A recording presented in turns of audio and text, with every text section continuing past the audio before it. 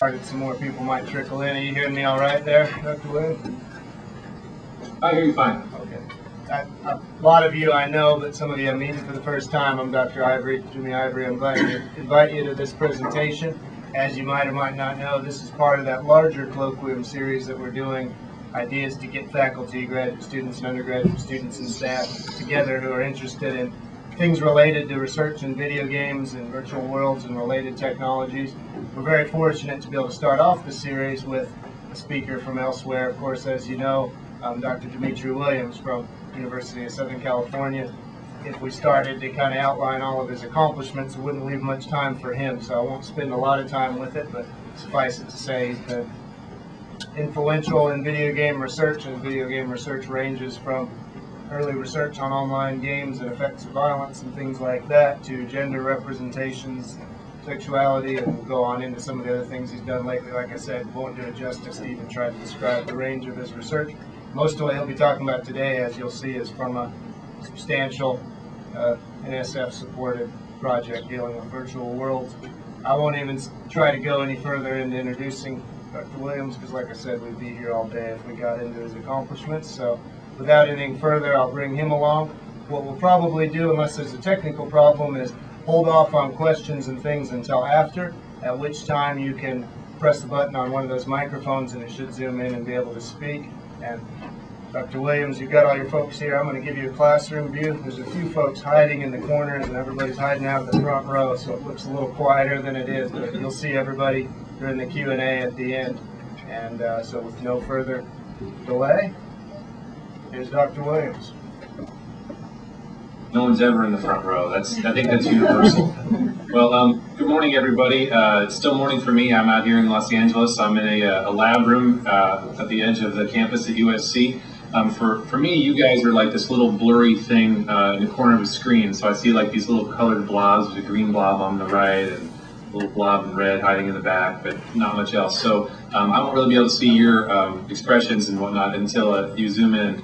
And I actually don't mind if anybody wants to stop and ask questions in the middle. I'm going to cover a lot of different related research all at once, and basically what I'm going to be doing is giving you an overview of this bigger project and then a few sort of select findings. There are about 15 different papers in the works from this stuff, and so you're getting a real abbreviated look at things. And if there's anything that you're particularly interested in, I'm happy to dig into it either when I cover it or at the end in Q&A. So Professor Ivory asked me to shoot for about 30-40 minutes, but if you guys want to jump in halfway through, that's absolutely fine too. So this project is the Virtual Worlds Exploratorium, which is just a fancy way of saying, we needed an acronym because apparently it's better to get money when you have an acronym. The project is myself and 3 colleagues. We are spread out around the country. Professor Nashir Contractor at Northwestern is an expert in social network analysis. Professor Srivastava is at Minnesota. He heads the computer scientists we work with. You'll see it's a pretty interdisciplinary project where we have to deal with big number crunching. And Scott Poole is an expert in groups and teams and also social networks at the University of Illinois at Urbana-Champaign. I was recently there. I just moved out to USC about a year and a half ago. Professor Contractor and I were both colleagues with Scott out of Illinois. So we're now a little dispersed, and we wound up doing a lot of group coordination through phone calls and video conferences like this. So we're kind of practicing what we preach. And like Professor Ivory said, this is work supported by the NSF. It's also supported by the Army Research Institute as well. Turns out they have a pretty strong interest in learning how groups work effectively. They have a few groups running around the world. So next slide, please.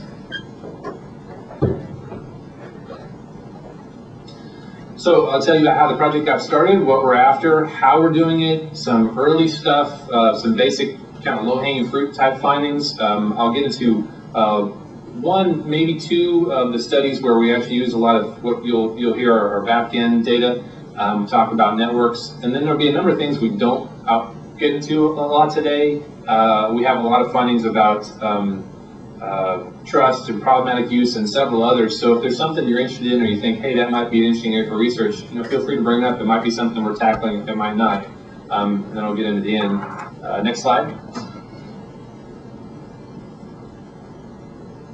So the way this project got started is I had done a lot of work in video games as a PhD student, and I'd always been struck by the lack of experimental methods that were floating around out there. There were a lot of survey projects, and then there were some good experiments, but they tended to be these really short-term lab-based studies, which I do and others do, and they're fine. But the limitation was always that you bring people into a lab and they do something for 20, 30 minutes, and then you're done, and at the end you try to say something bigger, and the problem is you can't really say anything bigger other than what happens after 20, 30 minutes. A lot of the researchers were saying, well, now we know what happens for people over their lifespan, or how their personality changes or their traits change. I always thought that was kind of a big leap to take from short-term studies. So I wanted to do longer-term studies. It'd be nice to match them with surveys if you could do experiments and put the two together. And also, I didn't mention it here, but I also believe pretty strongly in combining some ethnographic work in there too to actually talk to people. Those are a lot of components that I thought were kind of missing from the game research. But one of the big sort of missed opportunities I thought was the ability to take data from the games themselves. Because when we do typical research experiments, we're collecting data based on people's self-reports after the fact. So they come in, they play a game, and afterwards we say, you know, how do you feel, what's going on? But we usually don't track what they did in the game world. And if we're asking them about things they did over a long period of time, and we ask them what they did, they tend to get it wrong. Either because they don't remember correctly, this is kind of a telescoping problem, or they answer in a way that makes them feel better or makes them give an answer they think we want to hear. So when you get self-reports, which I've done and everybody continues to do, you get a little bit of noise in the data. I thought, wouldn't it be great if instead of asking them what they did, you just knew what they did? Because in fact, these are digital environments, the data are being collected somewhere. Can we get that? And this is a project where we do get those data and combine them with the other kinds. So we're using a world called EverQuest 2, which is a massively multiplayer online game. I call them MMOs for short. Longer acronyms bug me. Some basics about EQ2 is all I'll call it for the rest of the presentation. It's a shade under 200,000 players. It used to be one of the bigger games until about 4 or 5 years ago, when a bunch of other games came along and blew it out of the water and got bigger. But it used to be one of the bigger ones. So now it's just kind of modest size. But you're still talking about a couple 100,000 people, which is a lot of people to do research on.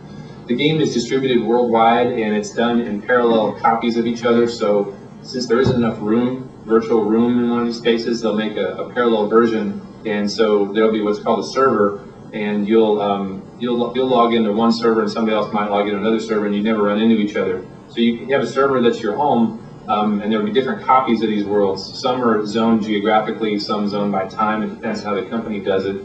Sony, the makers of this game, zone things mostly by countries. So there are North American servers and Taiwanese servers and French servers, etc. It's a successor to EverQuest, so obviously they didn't put a whole lot of thought into renaming the title. Next slide.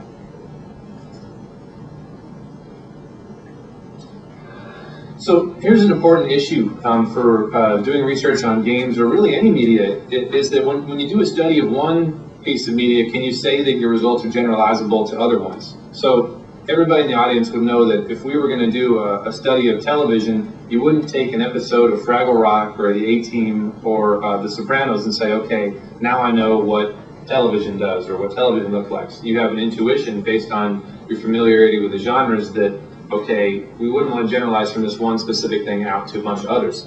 So there's a real question in the same way with all game research, is that you do a study of one game, to what extent does that tell you about other games? Or should you limit your claims to games that are similar in the mechanics of the way they work or the genres they're in? And the problem with games versus TV shows is there are a lot of more variables, a lot of different moving parts that make them different. It's relatively easy to say, well, one CSI looks like another CSI, because we could say they're procedural crime dramas, and maybe that wouldn't be a huge stretch to NYPD Blue or something. But it's a little tougher if you have a game like, this Half-Life 2, or the results of a study of that generalizable to Fear, first-person shooter games. Well, maybe they're generalizable to an MMO, I'm not really sure. So on the screen you see two shots from MMOs, and in both cases they're groups of people attacking a big dragon. So I'm going to make the limited case that the results from this study are probably applicable to other big virtual worlds with similar conventions, in that they have small and large-scale groups which work together in similar structures with similar goals. The fundamentals are roughly the same.